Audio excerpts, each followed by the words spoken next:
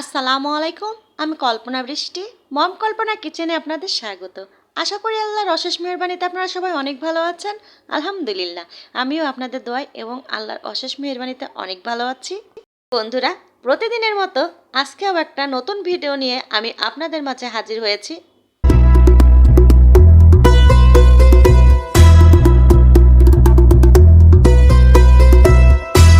আজকের রেসিপিটা সকালের নাস্তা, দুপুরের লাঞ্চ এবং রাত্রের ডিনারে আমরা প্রায় মেনুর সঙ্গে রেখে থাকি।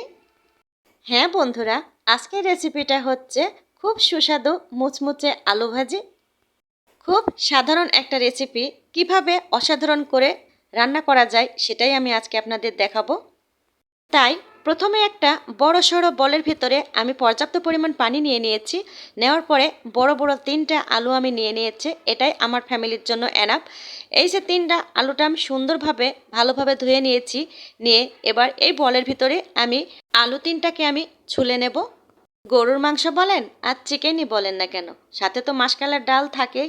এর সাথে যদি একটু আলু ভাজি না হয় তাহলে হয়তোবা আমাদের খাওয়াটা সম্পূর্ণ হয় না। আবার ধরে নিন সকালের নাস্তায় রুটি বা পরোটা এবং লুচির সঙ্গেও এই আলু ভাজির কোনো জুড়ি নেই। একে একে 3টা আলুরই খোসা আমি ছিলে নেওয়ার পরে সুন্দরভাবে আবার একটা পরিষ্কার বলে পানি নিয়ে ভালোভাবে আলুগুলো ধুয়ে নেব। এই যে দেখুন, আমি আলুগুলো অফ ক্যামেরায় সুন্দরভাবে বটি দিয়েই কুচি করে নিয়ে এসেছি। আমি একেবারে যে চিকন চিকন করেছি তাও না, আমি মাঝারি আকারে করে আলুগুলো কেটে নিয়েছি। দেখুন ঠিক এইভাবে কেটে নিয়েছি। অত চিকন চিকন হলে দলা পেকে যায়, যে মুচমুচি ভাবটা হয় না, তাই আমি ঠিক এই আকারে কেটে নিয়েছি আলুগুলো। আলুগুলো কুচি কুচি করে কাটতে হবে আর সঙ্গে সঙ্গে পানির ভিতরে ভিজিয়ে রাখতে হবে, তা না হলে আলুর কালারটা নষ্ট হয়ে যাবে, কালো হয়ে যাবে।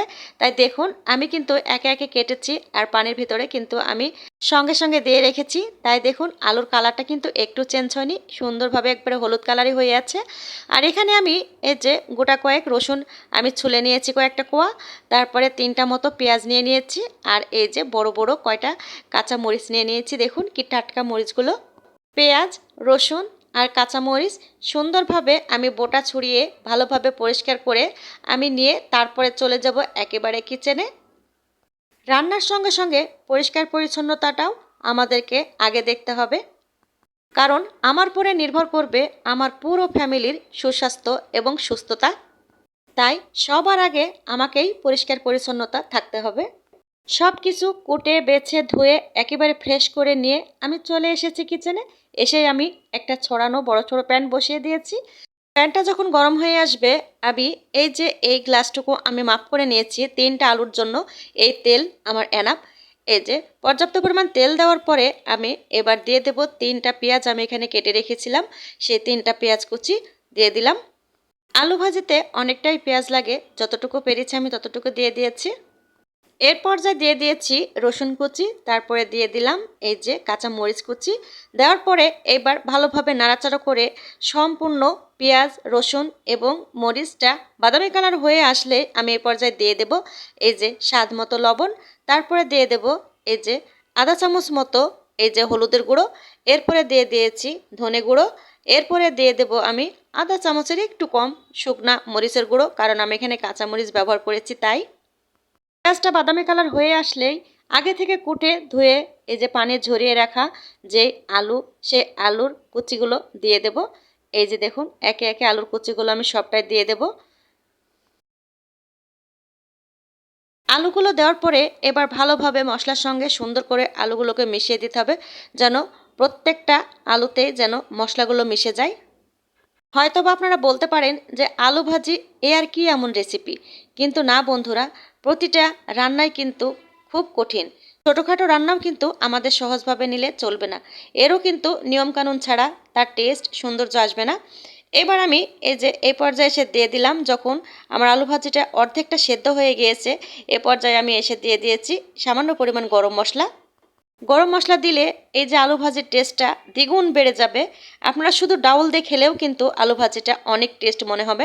এ পর্যায়ে এসে আমি অনেকখানি এই যে ধনেপাতা দিয়ে দিয়েছি। ধনেপাতা দেওয়ার পরে আলু ভাজির ফ্লেভারটা আরও একটু বেড়ে যাবে। পাতা যারা পছন্দ করেন তাদের জন্য খুব সুন্দর, আর যারা পছন্দ করেন না তারা না দিলেও চলবে।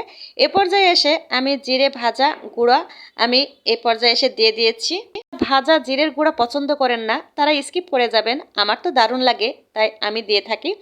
ভাজা জিরে গুঁড়োটা দেওয়ার পরে এই যে একটু নাড়াচাড়া করলেই হয়ে যাবে আজকের এই যে আলু ভাজি।